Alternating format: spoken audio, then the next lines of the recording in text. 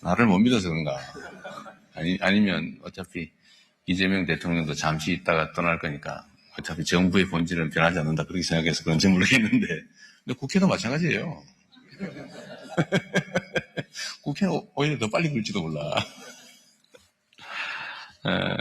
어쨌든 신뢰라고 하는 게 필요하겠죠. 또 신뢰라고 하는 게 쉽게 생기지는 않습니다. 신뢰도 자산이라고 하는데 그 많이 인출해가지고 쉽게 말해서 평소에 많이 훼손되면 믿을 만한 일도 못 믿게 되죠. 그게 우리 사회가 쌓아온 업보라는 생각이 듭니다. 또 한편으로는 어쩔 수 없는 측면이 있었을지도 몰라요. 예를 들면 절대 빈곤을 벗어나는 게 급선무이다 보니까 일단 좀 참자, 견뎌라. 그리고 힘 약한 쪽이 좀 더 피해를 입었던 거 아닌가 싶어요. 이제는 그렇게 가서는 안 된다는 생각이 듭니다. 우리도 이제 선진 강국에 반열에 올랐고, 그러면 노동도 존중되고, 일터도 안전해야 되고, 부당한 양극화도 없어야 하고, 또 그러려면 결국 사회 문화, 사회적 제도를 통째로 바꿔야 되는데, 그러려면 정말 진지한 대화가 필요합니다. 그리고 우리 사회는 이제 합리적인 주장을 받아들일 준비도 되어 있고 충분히 그럴 만한 역량도 있습니다. 사회적 대화에도 여러분들 어렵긴 하겠지만 한번 고민을 좀 더 적극적으로, 능동적으로, 긍정적으로 해주기를 부탁을 드립니다. 노동 문제 해결을 위해서는 이게 노동자들이 처한 본질적인 그 약자성, 약자의 위치라고 하는 게 언제나 문제가 되죠. 해결하는 방법은 전통적으로 역사적으로 증명된 게 있습니다. 조직해서 집단적으로 교섭한다. 안 되면 집단 행동으로 실력을 행사해도 된다.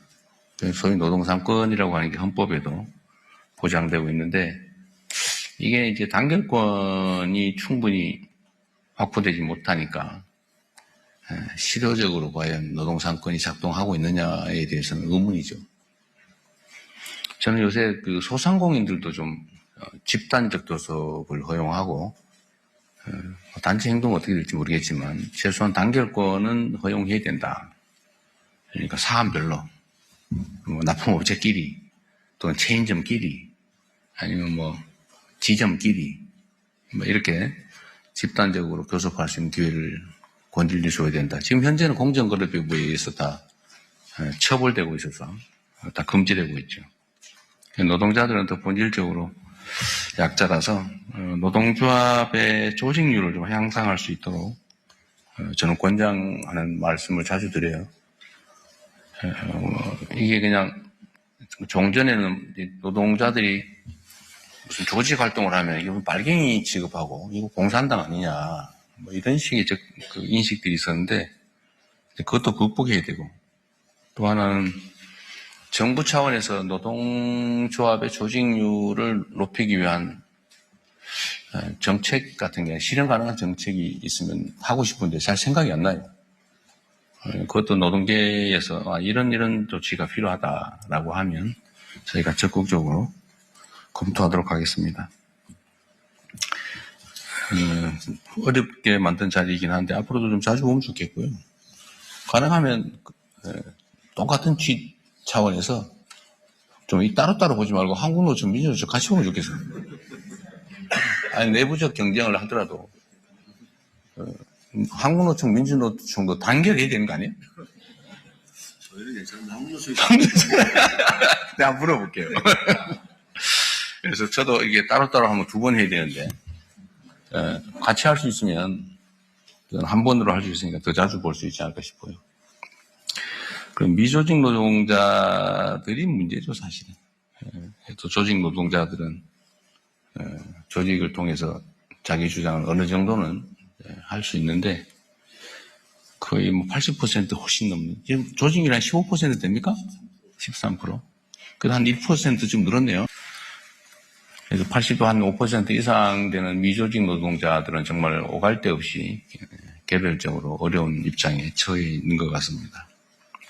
하여튼 고칠 게 많아요, 제 입장에서는. 저는 아주 오래전부터 중간 착취라고 하는 거에 대해서 많은 문제의식을 가지고 있습니다. 그러니까 노동을 제공하고 노동의 대가를 받아야 되는데 중간에 뭐 별로 하는 일도 없이 중간에 상당 부분을 떼는 뭐 그런 시스템이 많이 만들어진 것 같아요.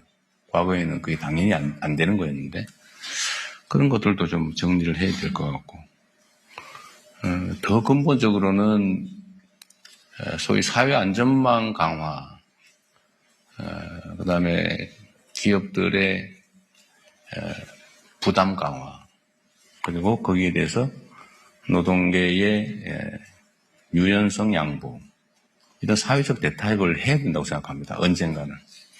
물론 이제 이게 불신이 많다 보니까요. 그러면 우리는 어떡하란 말이냐.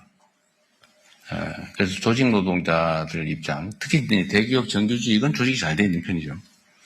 거기는 단단하게 뭉쳐서 뭐 권리 확보를 잘 해나가고 잘 지키고 있긴 한데 그러다 보니까 사용자 입장에서는 이제는 정규직은 절대 안 뽑는다가 아주 당연한 상식이 돼버렸어요.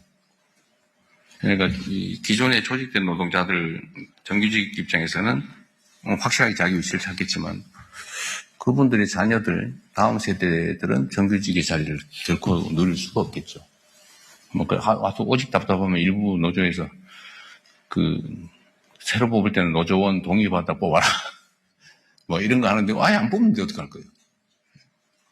그래서 일정수 고용 규모를 유지해라. 뭐 이런 투쟁도 하는 것 같더라고요. 근데 그게 되겠습니까, 그게? 결국은 노동자들의 전체적인 처우 개선, 위상 강화를 위한 일들이 결국은 궁극적으로는 노동자들의 처우나 위상을 약화시키는 결과가 되는 것 같습니다. 근데 이 얘기를 하려고 그러니까 자기한테 불리한 측면이 딱 떠오르는 거예요. 절대로 그 얘기 말도 꺼내면 안 된다. 그런 생각들도 있어요. 그래서 저는 이제 말을 꺼내는 편인데 누군가 얘기해야 되지 않습니까? 그리고 신뢰를 쌓아야죠.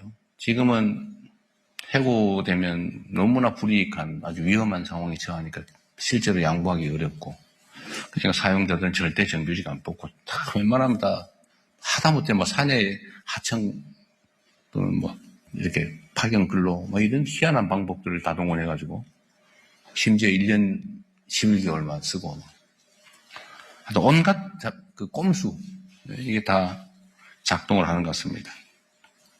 그래서 이거를 단기간에는 저는 쉽지는 않을 거라고 봐요.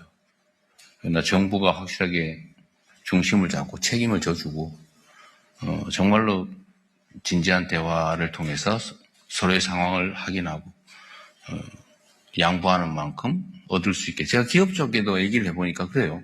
자기들은 추가의 부담을 할 생각이 있다.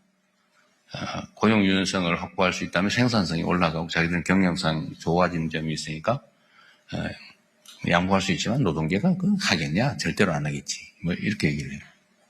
뭐 노동계 입장에서 또 당연하겠죠. 그거 어떻게 믿냐? 그것도 이해하죠. 뭐 정부가 책임을 사실 이때까지 안 졌으니까요. 그러니까 결국 주요 주체인 경영, 노동, 정부 얘기는 정말로 진지한 대화를 해야 됩니다. 여러분도 대통령이라는 사람이 또 우리 또 괴롭히려고 그러는 거 아니냐 하는 생각을 할 수 있는데 저는 뭐 그럴 생각은 없어요. 저는 국가 발전에서 저는 경제 성장과 발전도 정말로 중요하거든요. 그러나 그 과정에서 누군가 피해를 봐서도 안 되고 또 누군가가 그걸 독점해서도 안 되고 그러려면 다 손잡고 가야 됩니다.